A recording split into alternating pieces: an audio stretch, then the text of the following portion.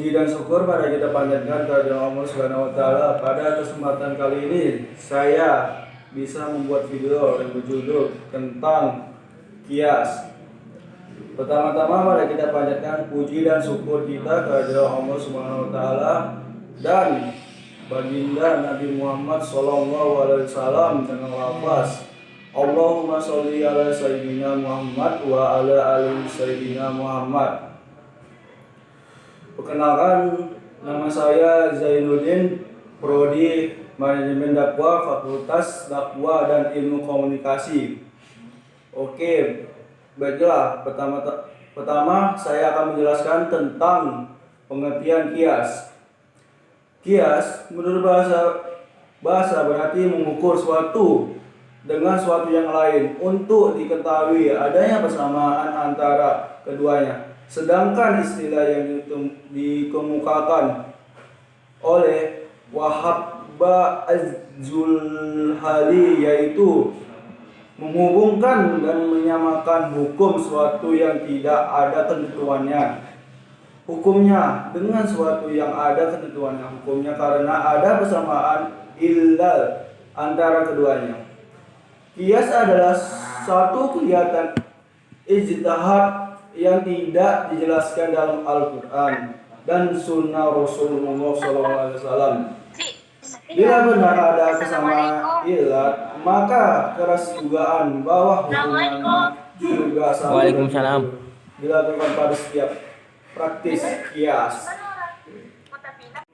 Adapun beberapa pendapat tentang pengertian kias, antara lain adalah menurut Abdul Wahab Al-Kahlab, kias merupakan mempersamakan suatu kasus yang tidak ada nas hukumnya dengan kasus yang lain. Ada nas hukumnya. Yang kedua adalah menurut Romli, kias adalah kegiatan mengukur suatu dengan suatu yang lain. Dan yang ketiga, menurut Muhammad Abdul Ghani Al-Bakani, kias merupakan hubungan suatu persoalan yang tidak ada ketentuannya dengan hukum di dalam nas dengan suatu persoalan yang telah disebutkan oleh nas. Dan yang terakhir adalah menurut Syekh Muhammad Al-Khudir Biyeh, kias adalah memberlakukan ketentuan Islam hukum yang ada pada pokok asal kepada cabang atau persoalan baru yang tidak disebutkan nasnya karena ada peraturan ilal pada keduanya.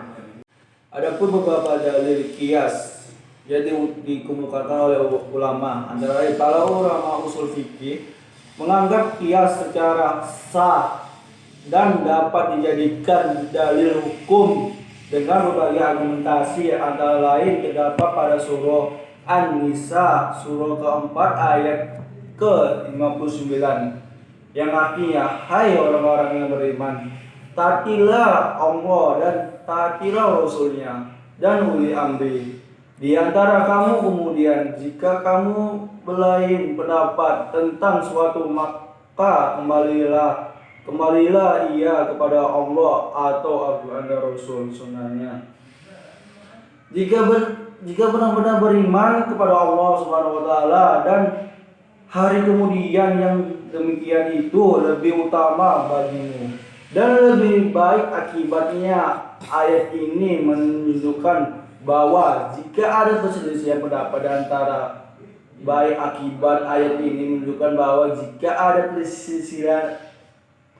perselisihan pendapat di antara ulama tentang hukum suatu masalah, maka jalan keluarnya dengan cara mengembalikannya kepada Al-Quran dan Sunnah Rasulullah.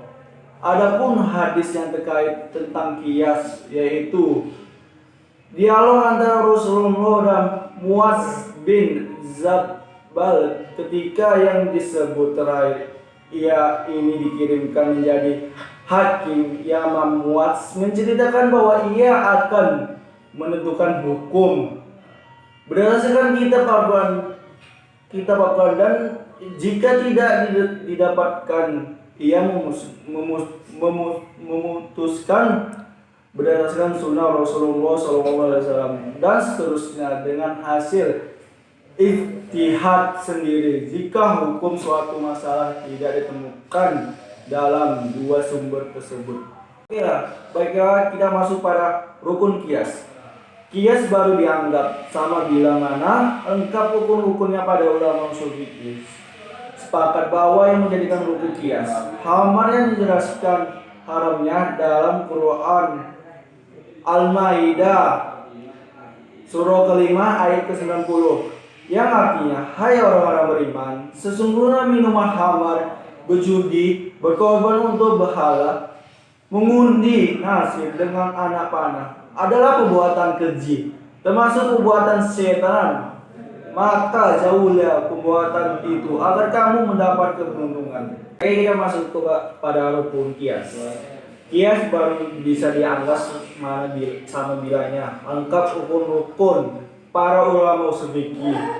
Sepakat bahwa yang menjadikan rukun qiyas hamar yang dijelaskan haramnya dalam Quran surah Al-Maidah surah kelima ayat ke-90 yang artinya, hai orang-orang beriman, sesungguhnya minuman hamar, berjudi, berkorban untuk berhala, mengundi nasib dengan anak panah adalah perbuatan keji, termasuk perbuatan setan.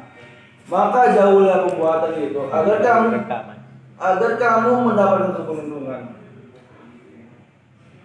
Hukum yang dipindahkan kepada cabang masih ada pada pokoknya. Asal kalau sudah tidak ada, misalnya sudah dihapuskan atau maksudnya di masa Rasulullah SAW, maka tidak mungkin terdapat pemindahan hukum. Hukumnya terdapat pada asal, hendaknya hukumnya syarat, bukan hukum akal atau hukum yang berhubungan dengan bahasa. Karena pembicaraan tidak ada qiyas syaratnya. Hukum ashal, hukum pengecualian seperti sahnya kita berpuasa yang lupa meskipun makan dan minum.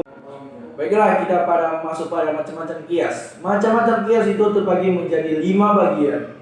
Yang pertama yaitu awal, yang kedua adalah qiyas musahwi, yang ketiga adalah qiyas al-dahar, yang keempat adalah qiyas jahil, yang kelima adalah qiyas akhir.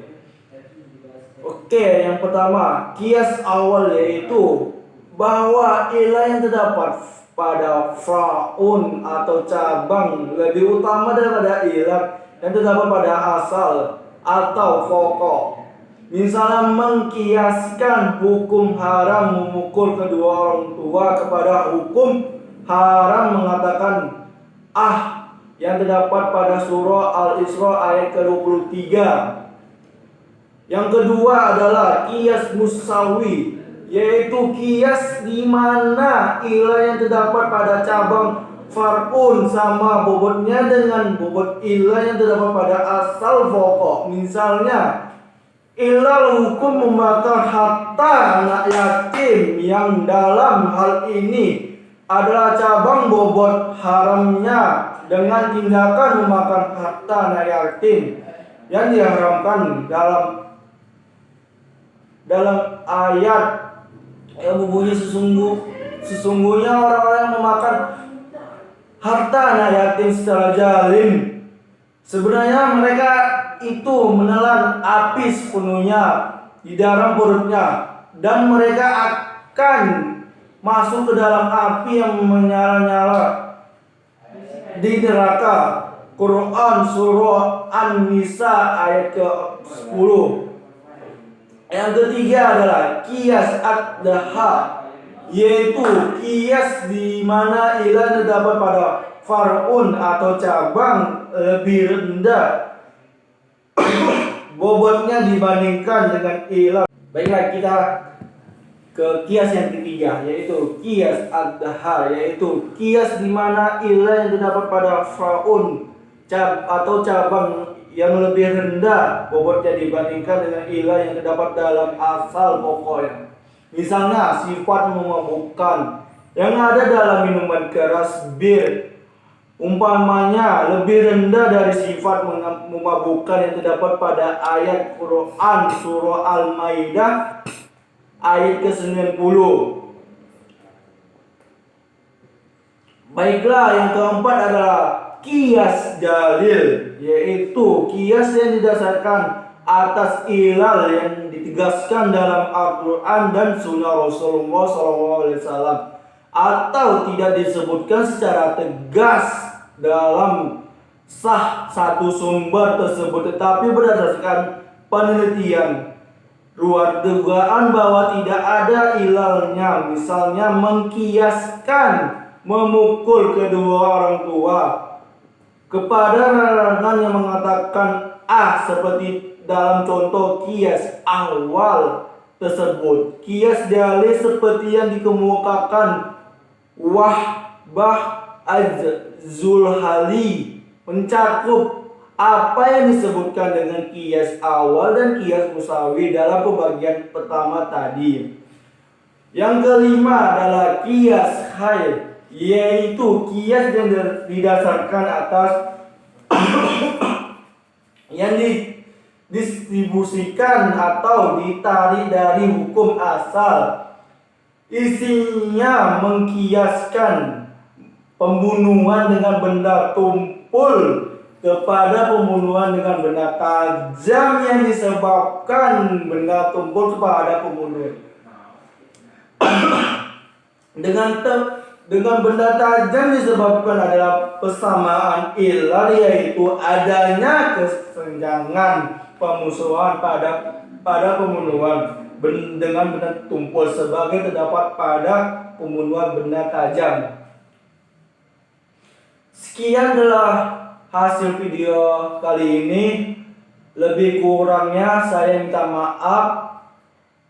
Dari kata-kata saya mohon ampun kepada Allah Subhanahu wa taala.